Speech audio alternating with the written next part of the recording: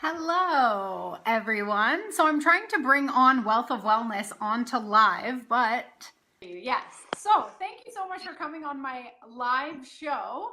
And we have a few eyes on here, so that's good.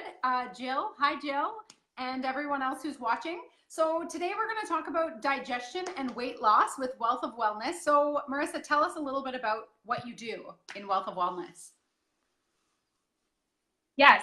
So I'm a holistic nutritionist and I specialize in skincare and digestion. A lot of people know me because I am in a partnership with Joanne's Place. So some people will see me in some of the things that they tend to post. So I do a lot of seminars and I see consultations privately through them as well. So it's kind of what I do in my day to day. Awesome. That's so good. And I met you at the Kawartha Lakes Health and Wellness Fair, and you had so many awesome things to talk about digestion. And Wealth of Wellness is truly a wealth of wellness, which is why I just wanted to pick your brain about all things digestion. So my first question is, how does focusing on digestion help people with weight loss? Yes. So really, when it comes down to just about every health concern, digestion is the root. It needs to be something that always needs to be addressed. A lot of people who are struggling with weight loss actually tends to be a deficiency in a lot of vitamins and minerals. And when you aren't digesting your food properly, that means you're not absorbing your nutrients either, which makes it very hard for weight loss to happen. Also, weight maintenance as well. So on the opposite end of the spectrum, some people really struggle with keeping weight on. A lot of that can be a deficiency and can come down to the gut lining and whether or not you're actually absorbing your nutrients properly to fill your body properly as well. Okay, so a lot of people, I would say too, is especially. Oh. Are you frozen? Sorry, what did you say? Oh, okay. I think I was. What's that? Are we good now? Yeah, we're good. I felt like there was a little lag there for a second. I was going to say, how can you tell if your digestion is bad or if you weren't absorbing nutrients properly? Yes, everybody is a little bit different, but I would say some of the very common visual components that you can see is your skin. So you may have major breakouts on your skin. You may have very, very dehydrated skin, really oily skin. You may have more eczema or psoriasis breakouts. Everything that I think people really connect to is when they can physically see it on their skin, because everyone sees your skin, really. Like if it's your hands, your face, whatever it might be, it's one of the best, because someone's always looking at it, whether it's yourself or people you work with or things like that. So the skin is a huge indicator as to whether or not your digestion is working properly. Another really big thing is your energy levels. So it's hard this time of year for people because it's just naturally people become a little bit more depressed just because of the weather change. I know I was speaking to a client and she said, we didn't even have a fall. It just went from really hot weather all the way to no in between, right? No in between. Nothing. So when it comes to energy as well, if you are just completely kind of in the slumps, or you're just not as energized or motivated to go to the gym or just even get out into a walk, is a really good indication that there's probably something internally happening. And again, the gut is connected to everything. So your mind, the way that your thought process happens. So checking in on yourself and thinking, okay, am I feeling energized? And not in the sense of like, I'm going to go run a marathon, but just in the sense of waking up and doing your day-to-day things. Wow. So those would be the top two, I would say, is definitely your skin and then your energy levels as well. Awesome. That's so helpful, really, because how would you know if you're digesting things if you didn't have those signs? And skin is a really great one, because if you look in the mirror every day and suddenly you have a breakout or really dry skin, then that can tell you that maybe you ate something that wasn't that good. Let's dive a little deeper into digestion and skin problems. So if someone wanted to heal their skin, like, should they heal digestion first to heal their skin? And how would we go about doing that? Yes, absolutely. So I know that, in just the everyday world, there's always, a topical cream. There's always some type of acne gel. There's a mask. There's something to apply topically. But honestly, when it comes down to anything to do with skin, anything to do with digestion, it all stems from healing the gut. That's the number one thing.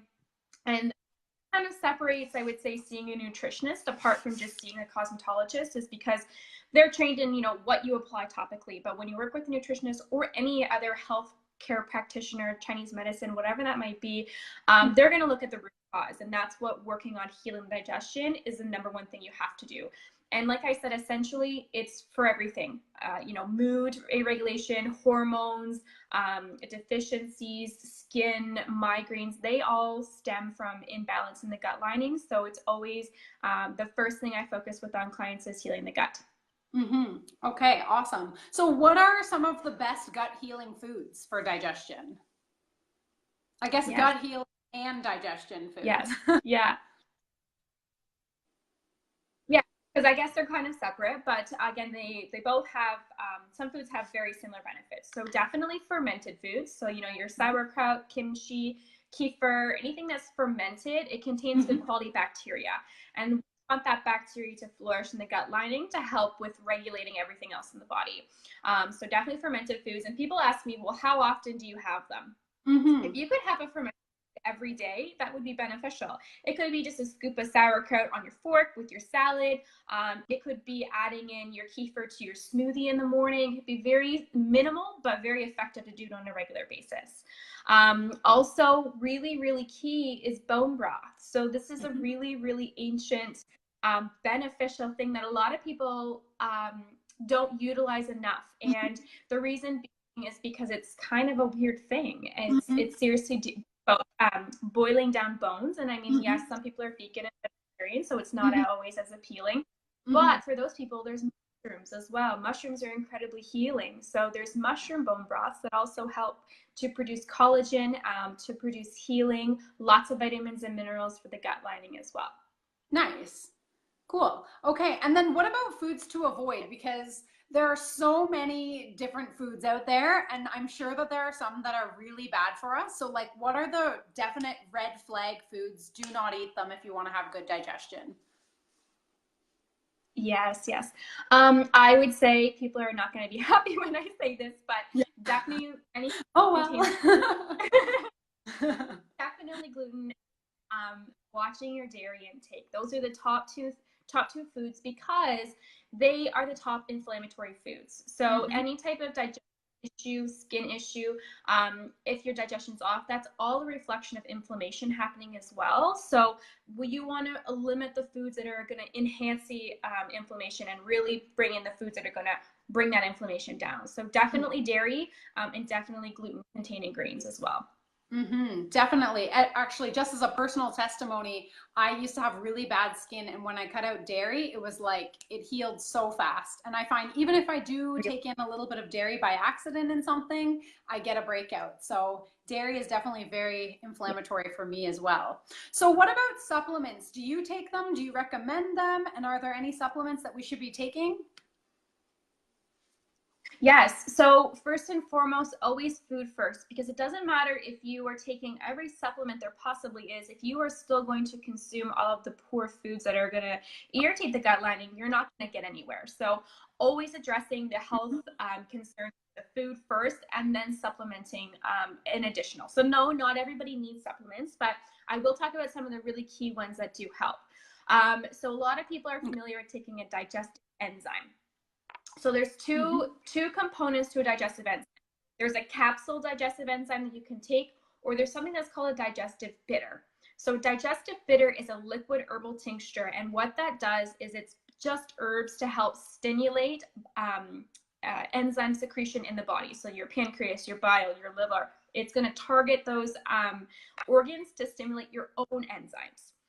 Enzymes in a capsule form are exactly that. They're just enzymes that typically come from the pancreas of animal or different parts of plants as well. You can get vegetarian, vegan ones. And those contain amylase, all of the enzymes that help to break down your food. So how to know when to take it? If you are having major digestion issues and you're just starting, I always put my clients on an enzyme first, because that needs to just get the process going. Once you've kind of gotten to a stable point where you're starting to break down your food better, using a digestive bitter is better to help with stimulating your own, because you can become very dependent on enzymes, and it's not something that you want your organs not to have to do anymore. You still want to be able to secrete your own. So I tell people, 3 months on an enzyme, 3 minutes on a bitter. And if your digestion is still off after that, then you can keep switching back and forth, but don't just stick with the enzymes. Change it up with the bitters as well. That's really good advice, because I had taken digestive enzymes before and I just took them till the bottle ran out. And I wondered, if I keep taking these enzymes, is my body going to stop making them? So it's good to know that you can kind of flip flop back and forth, but you shouldn't take them for prolonged periods. Yes, yes. So what would be a prolonged period? Longer than 3 months, you said? I say 3 months for just about anything, just because that gives the body a good way to kind of reset. So definitely 3 months would be a max for taking a supplement. Again, though, like for me personally, is I do have bad digestion, but the only time I take enzymes is when I'm stressed, because that's when my digestion is off the most. So if I know that I'm having a stressful week, right now it's a month, so I'm using digestive enzymes to help the symptoms associated with the stress digestive system. But come, the different seasonal changes as well, you could take digestive enzymes. So I would say listen to your body, figure out the times that you're most stressed and the most times that you're having digestive discomfort. So if you have gas or bloating or irregular bowel movements, those would be things to look out for as to whether you need the extra support from enzyme. Okay, good stuff. And digestive bitters, I tried the ones that you were handing out at the health fair. They are the St. Francis Herb Farms Canadian bitters, and they are awesome. And I have been taking them in a glass of water before I'm going to have a heavy meal. So, and I just find it makes digestion a lot easier. So if let's say you're about to go into a Christmas party or go to some sort of holiday gathering, those things I would highly recommend, and I'm sure Marissa would too, to help with digestion, which in turn helps, when you heal your digestion, helps with weight loss. So maybe something good to pick up. And where can we get these digestive enzymes? You can get them at Joanne's place. I will, in the comments, I can write the name so you can have them. I'll recommend what my favorite enzyme is in case anyone wants to use it. The one that I do use, it's this one right here. You can't really see it, but the reason I use this one is because there's a few other ingredients in it as well, like peppermint, fennel, papaya, which all help with soothing the gut lining. So for me, if there's any type of, if you are having that dairy or really inflammatory foods, it helps to soothe it a little bit better as well. Totally. Okay, that's great. So yeah, Joanne's is definitely, if you're local to Kawartha Lakes, that is the one-stop shop for all things health and wellness. And so where can we find you, Marissa, if we want to ask you more questions about this sort of thing? You have a website, I assume? Yes, I have a website, and then I will also tag, I do have a Facebook page as well, so I'll tag my page there. You're always welcome to their message, email, or comment right on the page. I'm always open to any questions. And then at Joanne's place, you can see me primarily at the Lansdowne location. I will mention that if you are in the Lindsay area, they are doing a wellness event on the December 5th. It's a Wednesday evening for Lindsay area, Kawartha Lakes area. So I will be at that event as well. So if you're in that area, then you could always pop in and visit me there too. Perfect. Good to know. I'll definitely pop in and see you and ask you all questions. So thanks for coming on today, Marissa. And anyone who is interested in digestion and Wealth of Wellness, definitely go over and follow Wealth of Wellness. And thank you so much for coming on and talking to us about all things digestion. All right. So we'll talk to you later. Okay. Bye. Bye.